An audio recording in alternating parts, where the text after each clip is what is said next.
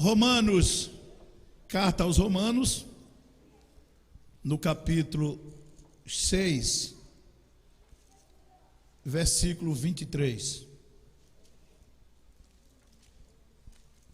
Glória a Deus. Santo nome do Senhor Jesus. Romanos, carta aos Romanos, capítulo 6, versículo 23. Bendito é o nome do Senhor. Nós convidamos os ouvintes também que estão em casa nos ouvindo para ficarem atentos também à palavra de Deus nessa noite. Vamos lá, meus queridos irmãos. Diz assim a palavra de Deus: porque o salário do pecado é a morte, mas o dom gratuito de Deus é a vida eterna por Cristo Jesus nosso Senhor. Vou repetir. Porque o salário do pecado é a morte, mas o dom gratuito de Deus é a vida eterna por Cristo Jesus nosso Senhor. Amém. Senhor Jesus, mostra o poder desta palavra aqui, Pai. Jesus, fala no coração do teu povo. Há muita gente que precisa. Há uma necessidade tamanha. Sim, meu Deus, faça alguma coisa pela tua grande misericórdia, tanto aqui na igreja como na vida dos ouvintes em casa também. Em nome de Jesus. Amém, amém. Podeis sentar, meus irmãos, e exaltar o nome do Senhor. Glória a Deus, aleluias. Graças a Deus. Igreja, queridos irmãos, veio ao meu coração já há alguns dias, alguns meses já que Deus vem tocando em meu coração, para a gente trazer ao povo que nos ouve a palavra de conscientização para a salvação. Todas as mensagens são lindas e proveitosas, porém nós precisamos, como nunca, voltar a falar para o povo mais uma vez que só Jesus, só Cristo, só Jesus é o Salvador. Só Ele tem a solução para esta humanidade, para esse mundo, para esse Brasil nessa situação que está. Não sei se vocês podem entender o que Deus tem nos dado, mas eu creio que a igreja vai entender. É o seguinte: os textos que nós vamos vamos frisar hoje, falar, que vamos repetir hoje, são versículos conhecidíssimos dos irmãos, que quase todos os crentes sabem decorado, e eles vão ficando desprezados nas nossas leituras, de tal sorte que parece que na nossa mente a gente pensa que todo mundo já está evangelizado, todo mundo já sabe tudo, todo o povo já está conhecendo tudo, e eu vejo que é um engano nosso. Às vezes ainda é preciso voltar a dizer para o povo quais os passos necessários para a salvação. Se você olhar esse versículo, o salário do pecado é a morte. Para por aí. O salário do pecado é a morte. Pensa. Espera aí. Eu estou livre desse salário? Eu tenho que pagar alguma coisa? Ou eu estou livre? Depende. Porque quem é que pode bater no peito e dizer que nunca pecou? Tem alguém que poderia dizer: eu estou livre, não devo nada, esse salário eu não vou pagar porque eu nunca pequei. Mentira. Todos pecaram. Capítulo 3, verso 23 de Romanos: todos pecaram e destituídos estão da glória de Deus.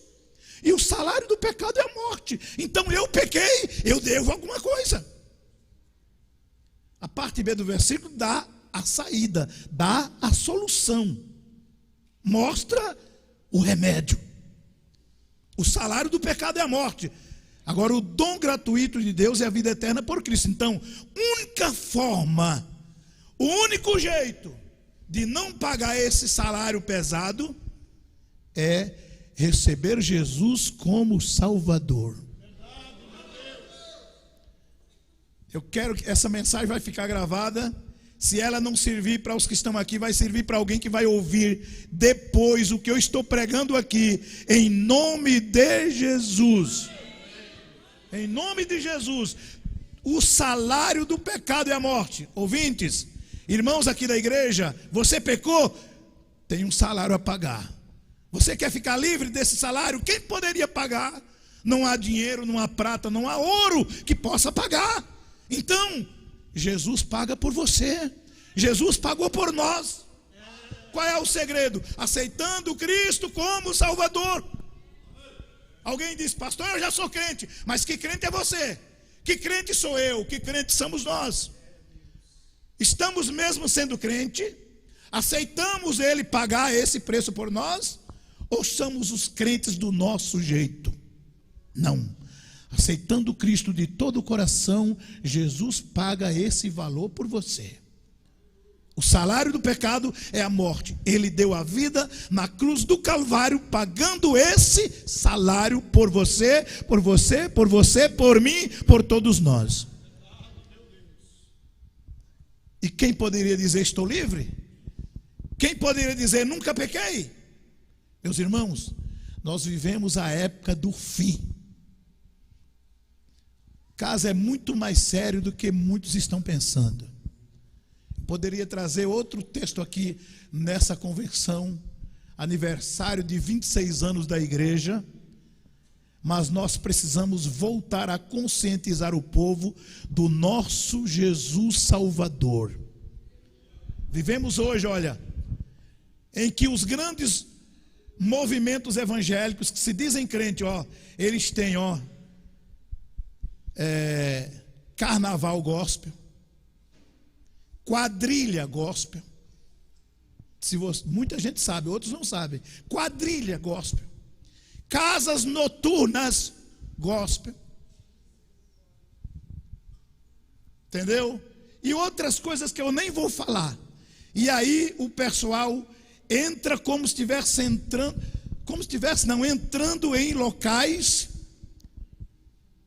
de grande escândalo, citando o nome de Jesus, cantando músicas, dizendo eles que são hinos, e bailando e dançando e prostituindo e fornicando, usando o nome de Jesus.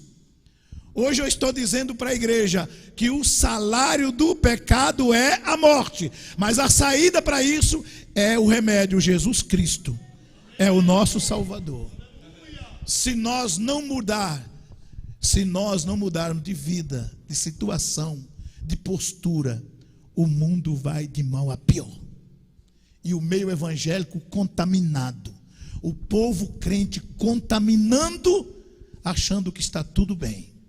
E não está tudo bem. Está na hora de nós, pastores, mulheres de Deus, mocidade de Deus, pessoas crentes, está na hora de rever essas coisas. Ouvimos ontem e hoje uma mensagem, pastor Sidney, pastor Aparecido, e isso reforçou para mim falar o que eu estou falando aqui hoje. Porque não adianta a gente trazer um texto profundo, falando de coisas, de revelações bonitas, que isso é lindo, eu amo isso, mas nós precisamos voltar a começar a conscientizar o povo do conserto de vida, fugir do pecado, fugir dessa mentira, desse fingimento de crente sem ser crente. Nós não somos artistas. E como disse o evangelista Dirceu, que ouviu alguém dizendo, nós não somos os senhores feudais, ou os grandes latifundiários, que colocavam o povo como escravo para fazer o bem para eles. Nós somos pastores, pregadores da palavra de Deus, para um rebanho, para um povo que desejam morar no céu.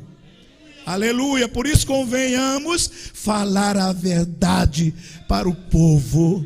Aleluia, aleluia, aleluia. Me parece que 1 Timóteo 2,5 diz assim: há um só Deus, um só mediador entre Deus e os homens. Quem é ele? Jesus Cristo. Vocês não percebem? Alguns programas evangélicos tem por aí que o pastor, o líder, ele diz assim: venha que eu faço isso, venha que eu faço aquilo, venha que eu tenho isso para você. Eles nem citam o nome de Jesus.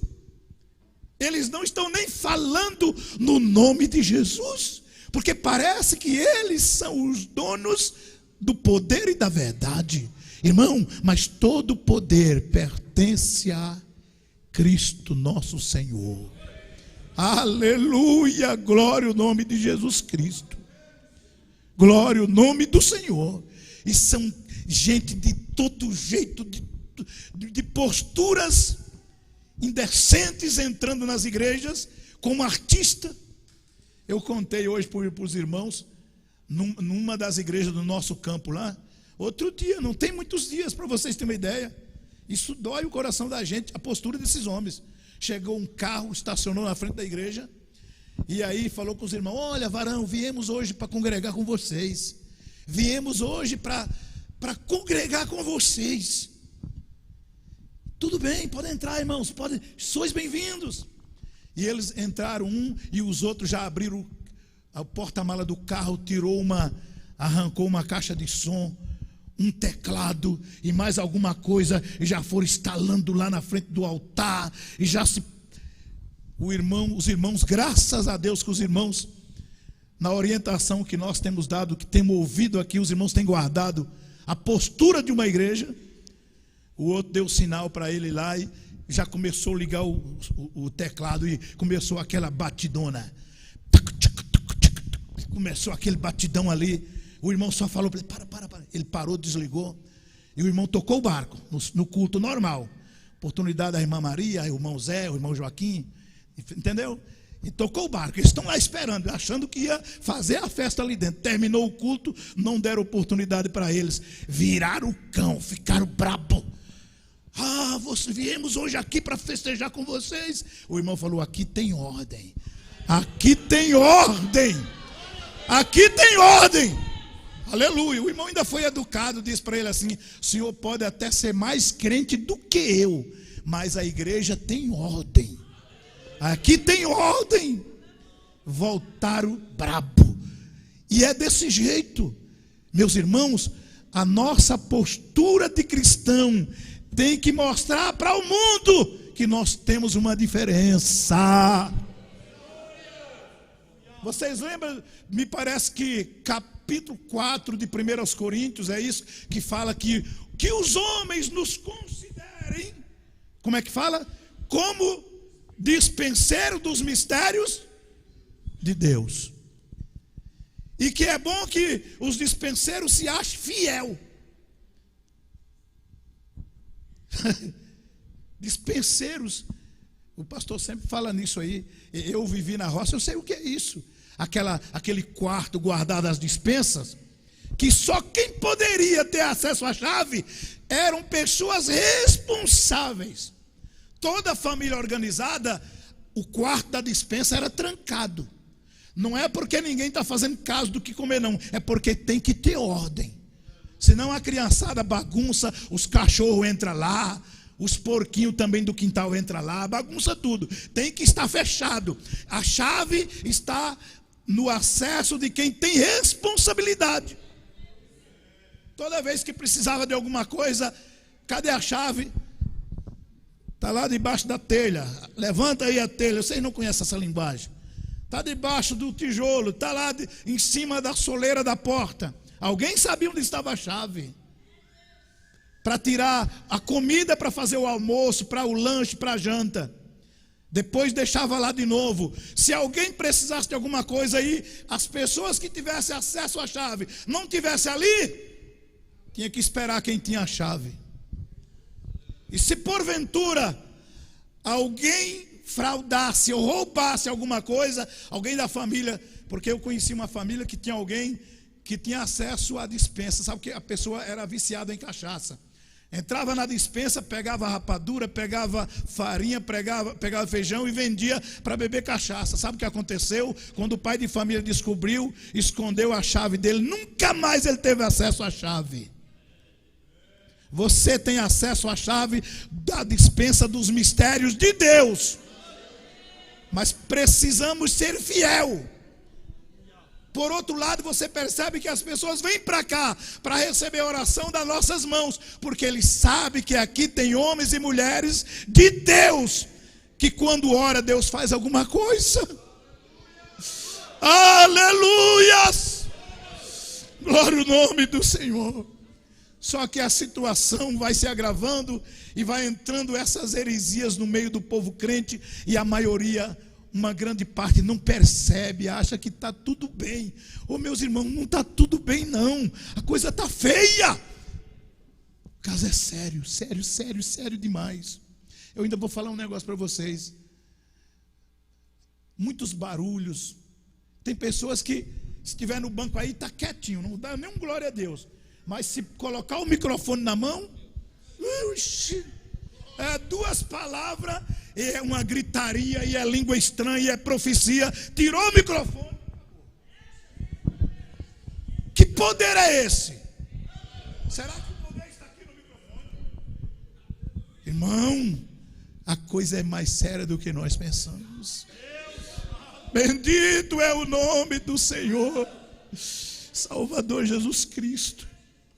Pois o salário do pecado é a morte. Cuidado, o salário do pecado é a morte. Puxa vida, pastor Fidelio, um versículo que todo mundo conhece de cor. Tudo bem, é isso mesmo que eu quero trazer para vocês hoje. Não importa. É isso que eu quero trazer para a igreja hoje. E eu sei que muita gente vai ouvir isso. Essa simples palavra hoje. O salário do pecado é a morte, mas o dom gratuito de Deus é a vida eterna por Cristo nosso Senhor. Então você pecou, você deve. Você pecou, então você é devedor. Vai pagar com o quê? Com a morte. E essa expressão morte significa condenação. Não quer ser condenado, não quer cair na condenação, então respeita Jesus, recebe Ele como teu Salvador e obedeça a Ele. Aí Ele paga o preço por você, paga o preço por nós. Esta é a realidade que precisamos renovar nas nossas mensagens nos últimos dias. Lá em Atos capítulo 12, verso 4, capítulo 4, verso 12, que fala assim, onde o apóstolo diz para eles lá: debaixo do céu não há outro nome pelo qual devamos ser salvos, somente o nome de Jesus. Somente o nome de Jesus. Lá no Evangelho de João, no capítulo 15, vocês percebem do verso 1 até o 6, pelo menos, quando ele fala: eu sou a videira verdadeira, meu pai é o lavrador, toda vara em mim que não dá fruto, tira, e limpa toda aquela que dá fruto para que dê mais fruto. Ele vai falando, vós já estáis limpos pela palavra que eu tenho falado. E lá na frente, no verso 5, ele diz: porque sem mim nada podeis fazer. Sem mim nada podeis fazer. Ô, irmão, vem o louvor bonito, alguém que canta lindo na igreja, é maravilhoso. Alguém que tem a inspiração da palavra para pregar é lindo. Todos os ministérios que Deus dá dentro de uma igreja são lindos, mas em primeiro lugar, Jesus, porque Ele é o alicerce de tudo isso, de tudo que acontece aqui. Toda honra, toda glória ao nosso Salvador Jesus Cristo, aleluia. O irmão foi para cantar lá na igreja, e aí o irmão que estava fazendo a primeira parte, moço de Deus, simples, que não tem essa visão de malícia, já nas primeiras oportunidades, vamos ouvir o irmão cantar. O irmão, ó, chamou o menino: fala para ele que deixa juntar mais gente, tem pouca gente demais agora para mim cantar. Agora eu pergunto, ele veio cantar para louvar o Senhor, ou veio cantar para a multidão? Quem canta para a multidão tem que esperar chegar a multidão. Mas quem canta para Jesus, canta até lá no banheiro. E canta para exaltar o nome do Senhor. Aleluias! Bendito é o nome do Senhor. Deixa juntar mais gente. Tinha pouca gente e não quer oportunidade.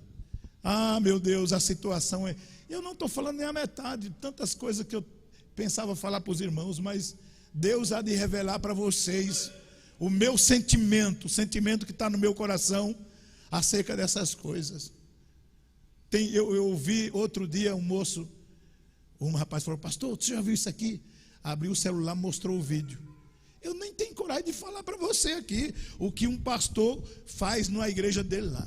Eu não tenho nem coragem, eu fico com vergonha de dizer para vocês o que é que eles estão fazendo lá na igreja, dizendo que estão servindo a Deus. Faz vergonha falar aqui, que esse lugar aqui é lugar de falar a verdade e pregar a santa palavra de Deus. O que eles fazem até dizer é torpe, é vergonhoso. Tem um pessoal que estão levando um porquinho lá para a igreja. Vocês não sabem disso, mas tem lugar por aí. Estão levando um porquinho para a igreja, fazendo a campanha para repreender os demônios do gadareno. E assim como o demônio do gadareno foi para os porcos, aí leva o porquinho para a igreja e deixa lá. Toda pessoa que tiver problema, vai lá e põe a mão no porquinho. Aí o mal da pessoa vai tudo para o porquinho. Agora imagina que situação que nós estamos vivendo. Meus queridos irmãos, examina a palavra. Leia a palavra, abraça essa palavra. Porque Deus tem uma obra para fazer nas nossas vidas através desta palavra. Salvação é revelação de Deus. É um chamado, eu digo isso sempre. Sempre, sempre. E às vezes alguém fala assim: vou sair da igreja porque o pastor me maltratou, porque a irmã me tratou mal. Você está enganada. Você é chamado de Deus. Lembra que no Evangelho de João 6,44, o que ele disse? Ninguém pode vir a mim se o Pai que me enviou o não trouxer. E eu ressuscitarei no último dia. O verso 65 ainda de João 6, ele diz: por isso eu vos disse que ninguém pode vir a mim se por meu Pai não lhe for concedido. Pode maltratar você como quiser, mas você tem que colocar na tua cabeça que quem te chamou foi Jesus. Foi Ele quem te chamou. Foi Ele quem te chamou. Faça alguma coisa, porque Deus não vai deixar você envergonhado. Deus não te vai deixar decepcionado. Quando não tem chuva, Ele faz multiplicar o azeite. Não tem chuva, a farinha da panela não acaba. Mas quando Ele manda chuva, tem que fazer alguma coisa. Lembra qual foi a expressão do profeta Elias para a viúva? Vai lá, faz um bolo para mim. Não, só vou fazer para o meu filho e eu que vamos morrer. Não tem mais nada, vamos comer e morrer. Aí o profeta diz assim: vai lá, faz primeiro para mim um bolo, traz para fora. Trazer esse bolinho para fora também tem um sentido tremendo. Aí falou assim: assim diz o Senhor, não vai acabar a farinha da panela, nem o azeite da botija. Olha a expressão: até que o Senhor manda chuva. Dá para entender? Enquanto não chove, não adianta você plantar, não adianta você lavrar a terra, que está seco, não vai produzir. Então, enquanto isso não aconteça, pode deixar que Deus vai prover. Você vai ter farinha na panela, vai ter azeite na botija. Mas o dia que mandar a chuva, aí você vai ter que rebolar. Você vai ter que agir, fazer alguma coisa. Não dá ideia? Não dá ideia, pastor? Né? Não vai faltar farinha na panela, não vai faltar azeite na botija, até que o Senhor manda chuva. Significa que o dia que o Senhor manda chuva, aí você vai ter que se virar. Vou molhar a terra, aí você vai trabalhar. Vou te ajudar, vou. Deus vai ajudar, vai. Mas aí você vai ter que lavrar a terra, plantar, semear, fazer alguma coisa. Entenderam, meus irmãos? Traz isso para o sentido espiritual. Traz isso para a tua vida espiritual. Abraça esse Cristo, abraça essa palavra.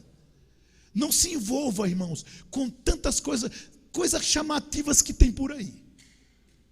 São muitas coisas. O irmão, na nossa EBN, lá na Escola Bíblica Maranata, não sei se foi a 22ª ou 23ª edição, uma coisa assim, que falou sobre a qualidade dos hinos, que a gente louva a Deus e tal. E o irmão, era o cooperador Márcio, ele trouxe a letra de alguns hinos para a gente analisar, que a gente canta sem perceber, pensando que está louvando a Deus e não está. E tem um deles que eu me lembro que ele dizia que a cantora está falando, fala várias vezes que estou pagando preço, estou pagando preço, estou pagando preço, como se a salvação dela é pelo mérito dela, ela quem está pagando tudo. Se você analisar aquela letra, que eu não me lembro, mas alguém pode ouvir isso e ver, dá a entender que ela está dizendo que toda essa salvação que ela adquiriu é porque ela mesma está pagando o preço. Aí tira o efeito do preço que Jesus pagou, porque o que nós vemos na Bíblia é que o preço foi pago por Jesus. Quem pagou o preço foi Jesus. Inclusive o preço do pecado, o salário do pecado, Ele quem pagou, para quem aceita Ele. Essa expressão, pastor, igreja amada, quando nós falamos estão pagando preço, em várias hipóteses, alguns sentidos, a maioria deles, significa, sabe o quê? Desobediência. Eu não quero obedecer. Então, para mim obedecer é como se fosse uma crucificação para mim. Deus quer que eu faça do jeito dele, mas eu quero fazer do meu jeito. E para atender o pedido do meu Senhor, eu estou pagando o preço. Mas isso não é pagar preço. É simplesmente porque eu sou desobediente. Se eu for obediente, eu vou fazer com prazer, eu vou fazer com voluntariedade, eu vou agir com alegria. Aleluias. Será que os irmãos podem entender isso? Ah, pastor, eu sou tão bonzinho, eu tenho as minhas falhas aí, pastor, mas eu sou bom demais. Compro e pago, não bebo, não fumo, não tenho vício, dou esmola, faço caridade, sou bonzinho demais. Se esses méritos levassem alguém para o céu sem a ajuda de Jesus, eu conheço um na Bíblia que ele era o primeiro da fila, e o nome dele é Cornélio. Cornélio era tão bom, aquele homem, as esmolas, a oração chegou ao céu. Mas o Senhor disse para ele, manda chamar Pedro, que Pedro vai ensinar você o que é que tem que fazer para ser salvo. Aleluia! Por isso que eu estou dizendo para os irmãos, coloca Cristo Jesus em primeira mão, em tudo, em tudo. Eu posso até ficar decepcionado com o irmão, com a irmã, eu posso até ficar contrariado com alguma coisa. Agora Jesus continua sendo o meu Salvador, continua sendo o teu Salvador, continua sendo o nosso Salvador. Pensa nisso, meus irmãos, para não sermos enganados com relação a os bonzinhos que não precisam de Cristo. Efésios capítulo 2, verso 8 e 9. O que diz lá? Pela graça sois salvos, por meio da fé, e isso não vem de vós, é dom de Deus, não vem das obras, para que ninguém se glorie. Poderia bater no peito e dizer, não, eu sou salvo porque eu sou bonzinho. Você está enganado. Você, se for salvo, é pelos méritos de Cristo, porque o salário do pecado é a morte, o dom gratuito de Deus é a vida eterna, por Cristo Jesus nosso Senhor. Aleluias! Bendito é o nome do Senhor. Muita gente se dispersando, fugindo, deixando os bons costumes, mas continua sendo crente, continua tomando ceia, continua cantando, tendo oportunidade, com outros costumes por aí, e só Deus tem misericórdia, fugindo de tudo, da realidade da palavra. Mas nesta noite eu estou trazendo para os irmãos uma palavra diferente, ou seja, diferente do que eu às vezes costumo pregar aqui. Eu estou dizendo para vocês, para toda a igreja, para todos os ouvintes, para todos os irmãos, e os demais que puderam ouvir essa palavra ainda algum dia, se nós não consertarmos as nossas vidas, estamos aqui perdendo tempo. As profecias, eu faço minhas palavras do pastor Sidney ontem, As profecias com relação ao Brasil são pesadas. E muita gente ouve. Talvez se as profecias fossem tudo bonito assim, o Brasil vai vencer, vai ser mil maravilhas, todo mundo vai nadar nos reais. Aí talvez o povo batia palma e dizia: é verdade, vou esperar. Mas as profecias no sentido espiritual são pesadas. Que o Brasil é um país evangélico que está entrando por uma sujeira no meio do evangelho que poucos pastores, poucos crentes estão percebendo. Vamos abrir nossos olhos, meus irmãos. Vamos abrir nossos olhos. Eu não estou falando aqui de grupo, não estou falando nem de placa, eu estou falando do evangelho de Jesus Cristo, o nosso Salvador. Aleluias, glória ao nome do Senhor.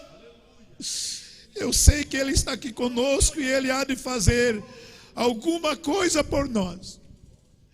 Naquele tempo, eu estava falando com o irmão hoje, Jeremias 22:10, tem um versículo assim, pode até ser meio isolado ali, mas você olha aquele versículo, 10, capítulo 22, verso 10 de Jeremias, 22:10 de Jeremias, com relação à saída do rei, do Salum, o rei ia levado cativo para a Babilônia, e aquela luta, aquela batalha, e o povo chorava pelos mortos, porque muita gente morria ali em Jerusalém naquela batalha, lembrando até que o Senhor tinha falado sobre isso ontem.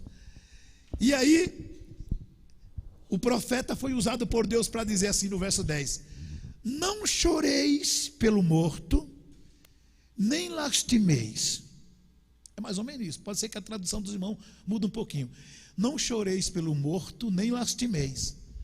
Chorai abundantemente por aquele que sai e nunca mais voltará à terra que nasceu. Aplica isso na vida espiritual para você ver o que significa isso.